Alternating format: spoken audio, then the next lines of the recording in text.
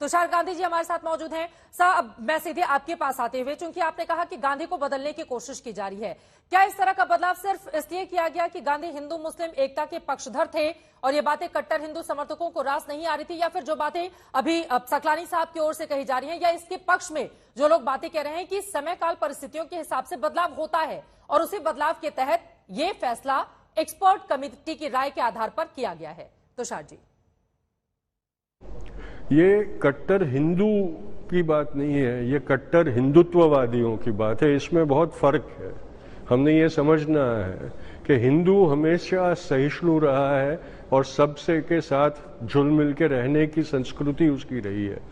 हिंदुत्व है जो अपने आप को एक्सक्लूसिव रखना चाहता है, और इसीलिए उनको ये बात कि कोई हिंदू मुस्लिम या सारों को सबको साथ लेके चलने की बात की हिमायत करता हो, और इसलिए उनको वो हमेशा खटकाता। और गांधी की हत्या करवाने के बाद 75 साल तक दुष्प्रचार का दौरा चलाया उनकी छवि बिगाड़ने के लिए।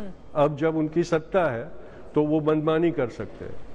नहीं, आपकी बातों से ये लग रहा है कि सरकार ऐतिहासिक संदर्भों में बदलाव करके अपने फायदे के लिए उसका इस्तेमाल करना चाहती है। क्या इस तरह के आरोप लगाए जा रहे हैं आपकी ओर से?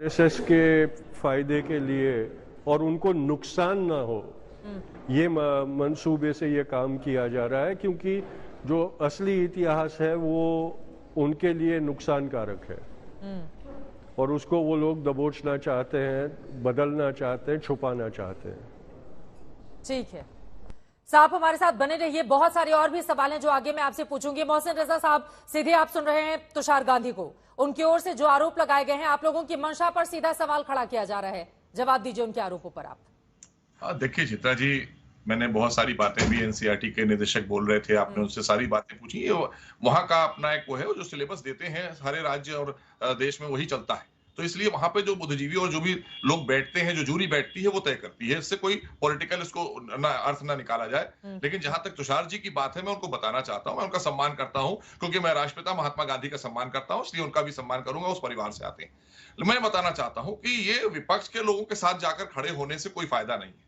आप सड़क से सदन तक देखिए, हमारे राष्ट्रपिता महात्मा गांधी का सम्मान हम लोग करते हैं। कब नहीं किया हो, कहां नहीं किया है, किस जगह पर नहीं किया है, ये इशू उठाकर कांग्रेस मुद्दे को डाइवर्ट करना चाहती है। वो हमारे राष्ट्रपिता महात्मा गांधी है, वो हमेशा रहेंगे, हमारे दिलों में राज करेंगे। लेकिन कांग्रेस या विपक्ष के लोग जो आप आज देख रही हैं, मुगलों को जिन्होंने महिमा मंडित किया है और जिन्होंने अपने इतिहास को छुपाने के लिए या अपनी बुराइयों को छुपाने के लिए उनको आगे लाकर खड़ा किया, मैं उनसे प्रश्न करना चाहता हूं, क्या आज अगर मुगल दरबार हट रहा है और राम दरबार की बात हो रही है, तो उसमें विपक्ष के साथियों को परेशानी क्या हो रही है? तो इसका मतलब यही है कि इन्हें वही आक्रांता चाहिए थे जो मंदिरों को आकर तोड़ डालें, जो हिंदुओं को आकर मार डालें, वही लोग इन्हें पसंद थे। और उनको ये इतिहास में रखना चाहते हैं कि हमारे बच्चे उन्हीं को पढ़ें, हमारे देश का इतिहास ना पढ़ें, हमारी देश की सांस्कृतिक धरोहरों के बारे में ना जाने, राम दरबार के बारे में ना जाने, प्रभु श्री राम के बारे में ना जाने। ये सिलेबस इनसे कहिए, अगर इनको इतना ही विरोध करना है तो किसी अरब जैसे मुल्क में जाकर ये पढ़वा कर दिखवा दे राम दरबार, तो हम जान जाए। अभय दुबे जी, ठीक है, किसी भी बात पर सवाल उठाने से पहले विपक्ष को जवाब भी देना होगा। ठीक है।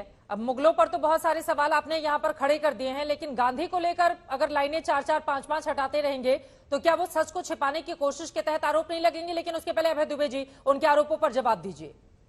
अब कांग्रेस के ऊपर आरोप लगते रहे हैं कि अपने हिसाब से इतिहास लिखवाती रही है पार्टी। अब जो उन लोगों को अनुचित लग रहा है उसको वो हटा रहे हैं। चित्रा जी, जो इतिहास रच नहीं सकते वो इतिहास में छेड़छाड़ करके खुद को दर्ज कराने का दुस्साहस कर रहे हैं।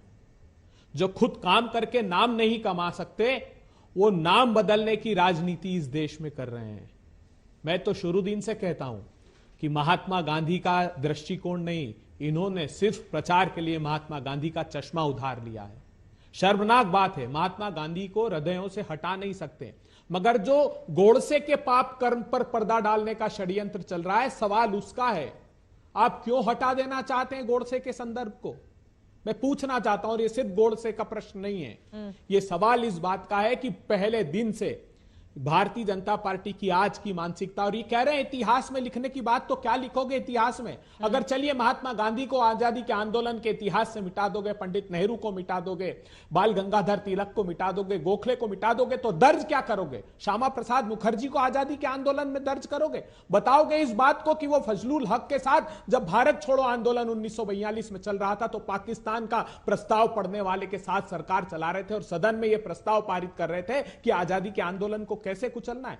क्या इस सत्य को दर्ज कराना चाहते हो कि नॉर्थ वेस्ट फ्रंटियर प्रोविंस में और सिंध प्रांत में हिंदू महासभा मुस्लिम लीग के साथ 1943 में सरकार चला रही थी आजादी के आंदोलन के खिलाफ? यह दर्ज करना चाहते हो? क्या यह दर्ज करोगे जब श्यामा प्रसाद मुखर्जी को सरदार पटेल पत्र लिखते हैं कि मेरी और पंडित नेहरू की हत्या करना चाहते हैं, जो देशमुख और दिग्विजयनाथ को तुम छुड़ाने की बात करते हो? क्या उस इतिहास की पुस्तक को अपने ग्रंथों से हटा दोगे जो राष्ट्रीय स्वयंसेवक संघ के पूर्णकालिक लिखते हैं, the tragic history of partition, जिसमें वो सरदार पटेल को बंटवारे का खलनायक बताते हैं? क्या वो दर्ज कराना चाहते हो? हमने तो पूर्वाग्रह से दर्ज नहीं किया, ये क्या क्या हटा देना चाहते हैं? 10वीं के पाठ्यक्रम से कहते हैं कि लोकतंत्र और विविधता, लोकप्रिय संघर्ष और आंदोलन, लोकतंत्र की चुनौतियां, ये हटाने का दुस्साहस करते हो। हां, क्योंकि दमन तंत्र तुमने चला रखा है, तो जब नए सिरे से इतिहास लिखा जाएगा भारतवर्ष का और आप लोगों के कार्यकाल का उल्लेख होगा तो ये दर्ज किया जाएगा कि कैसे धन्ना सेठों बनाम लोकतंत्र की ये लड़ाई चल रही थी।